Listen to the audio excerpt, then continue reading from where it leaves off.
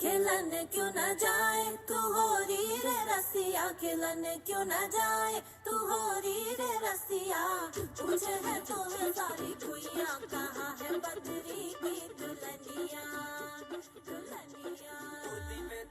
But we didn't die, and we made it to Delhi in one piece, where we accidentally on purpose bought a carpet.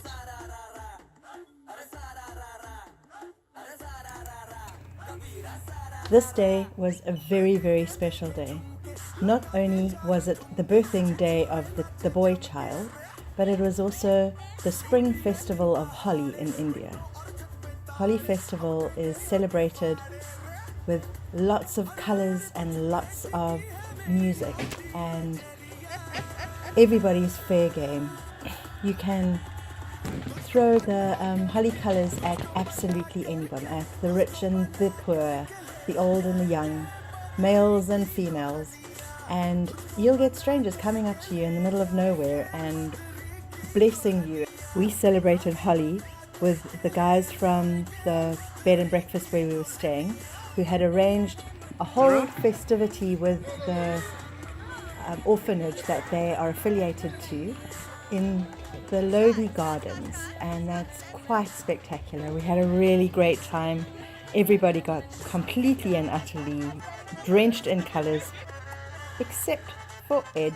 There were a few poor souls who tried to get some Holi colour on Ed, but they didn't succeed, and he ended up spending the entire day without a single blotch of Holi colour on him.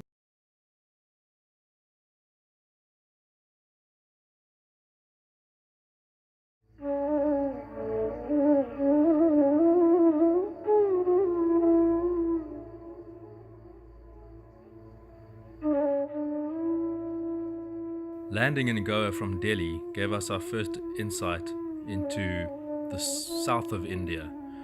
The whole vibe, the whole look of the place, the whole feel was completely different to everything we'd experienced in the north.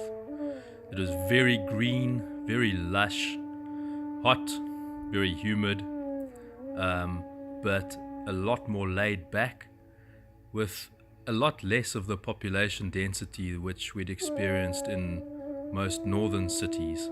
We had a very pleasant dinner, literally on the beach in Goa, as in the table and chairs in the sand. Kim had an obscenely large pina colada in a pineapple. I was boring and had a mixed masala. A lovely evening.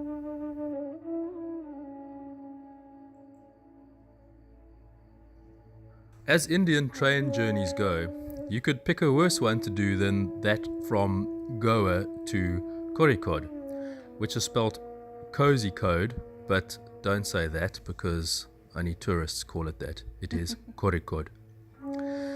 Basically, you get to see the sun rising over the foothills of the Western Ghats, whilst very attentive railway staff ply you with tea and coffee and breakfast, etc.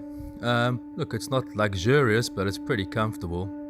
And the scenery is fantastic. Lush greenery, rolling hills, mountains in the distance, a lot of rivers, bridges going over the rivers, and then glimpses of ocean on the other side of the tracks. Arriving in Kozikhode, we then proceeded to our digs, which were at the house of a lovely couple by the name of Harry and Regina. The house was magnificent, lovely garden. Harry was a retired shipping captain, so very well-travelled man. They took us out for dinner, really looked after us, went above and beyond.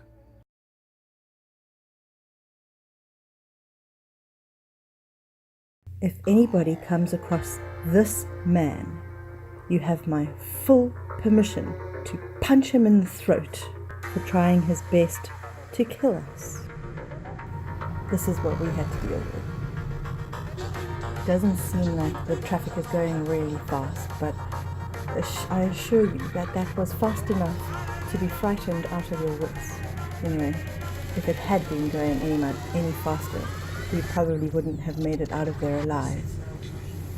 And then there was this genius packer. He obviously didn't have any Lego when he was growing up. How's that for road safety?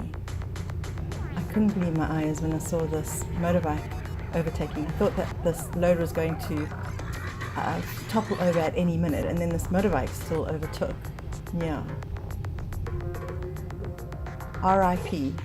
Rest in pieces, I think.